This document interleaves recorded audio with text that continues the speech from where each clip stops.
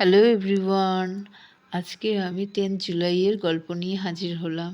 দিনটা ছিল বৃহস্পতিবার, সুতরাং একটা কাজের চাপ ছিল, যেহেতু লক্ষ্মীবার।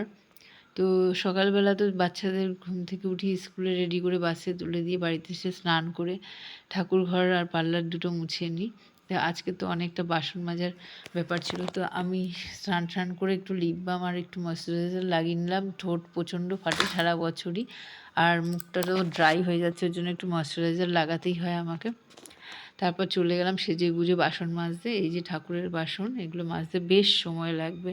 তো বাসন মেজে ঠাকুর পুজো দিতে হবে, অনেকটাই সময়ের ব্যাপার। তারপরে বাসন মেজে আমি আবার নিজেকে একটু প্যাম্পার করে নিলাম, দেখে নিলাম। বয়সের সঙ্গে সঙ্গে তো আমাদের সব কিছুই মেনে নিতে হবে। সবারই বয়স বাড়বে, কেউ কারো বয়স ধরে রাখতে পারবে না। তার মধ্যে যতটুকু ভালো রাখা, নিজেকে ঠিকঠাক রাখা যায়। প্রচণ্ডই চাপ, প্রেশার, মানে আমি বলে তবু হাসি খুশি থাকি। যাই হোক, এই বাসনগুলো সব মুছে নেব। এই বাসনগুলো মুছে নিতে নিতে হঠাৎই একটা কাস্টমার চলে আসে এবং তাকে অ্যাটেন্ড করতে চলে যাই। যেহেতু ঘরের পাশেই, তাই আমার অতটা কষ্ট হয় না। তো কাস্টমারটাকে অ্যাটেন্ড করার পর তো আমার মাথায় ভীষণ কাজ। পুজোটা শেষ হয়নি, পুজোটা দিতে হবে। মানে সেই সময়ের মধ্যে এক ছেলে আসার মধ্যে আমাকে অনেক কিছু করে নিতে হবে। তো পুজোটা দিয়ে নিলাম। ছেলে আসার মধ্যে করে নিলে না অনেক সুবিধা হয়, অনেক তাড়াতাড়ি করে ছেলেকে আমি দেখতে পারি।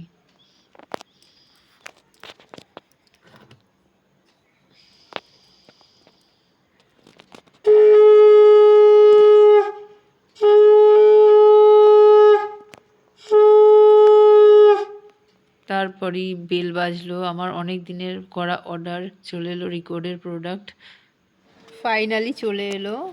আমার রিকর্ডের প্রোডাক্ট আরও আসবে, অর্ডার দেওয়া আছে, স্টেপ বাই স্টেপ নিচ্ছি দেখে দেখে। তো এটা হচ্ছে সেকেন্ড ডেলিভারি আমার। প্রথমে আমি একটা গ্রিপ স্প্রে নিয়েছিলাম আর একটা গ্রিপ প্রাইমার নিয়েছিলাম। তো সেটা আমি দেখাতে পারছি না, সেটা পার্লারে রয়েছে, এটা ঘরে আছে বলে দেখিয়ে দিলাম।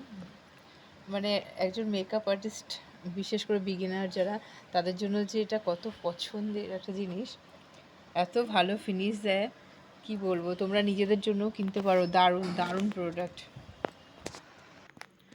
তারপর এগুলো দেখে ঠেকে নিয়ে রান্নাঘরে চলে গেলাম। আজকে বৃহস্পতিবার, আমাদের বাড়িতে ভাত হয় না, আর বাচ্চারাও আমাদের দেখা দেখি লুচি তরকারি খেয়ে নেয়। সেই পরিচিত সেই আলুর তরকারি কালো জিরে দিয়ে সেটাই রান্না করলাম, খুব সিম্পল। আর পরোটা করেছিলাম।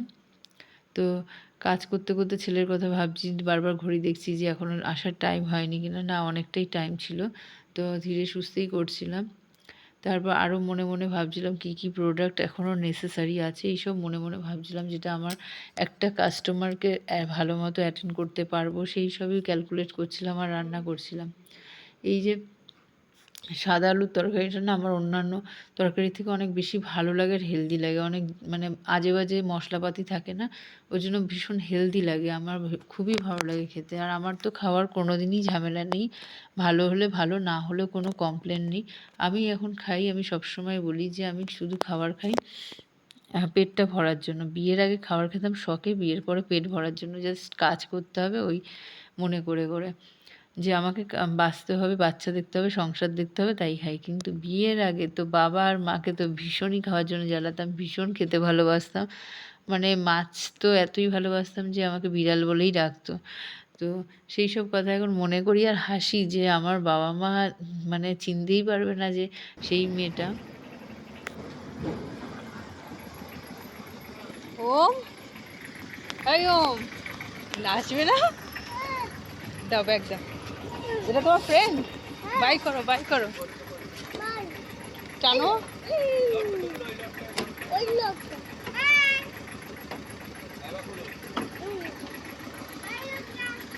বাই করে দাও, আসো।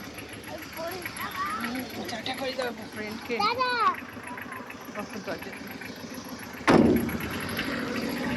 ছোট ছেলেকে খাইয়ে দাইয়ে স্নান করিয়ে আমি না একটু ঘুমিয়ে পড়েছিলাম, আর স্বপ্ন দেখছিলাম সেই বাপের বাড়ি যাওয়ার, সেই জামাটা পরা, আমি আসিনি, এইসব স্বপ্ন দেখছিলাম ভুলভাল।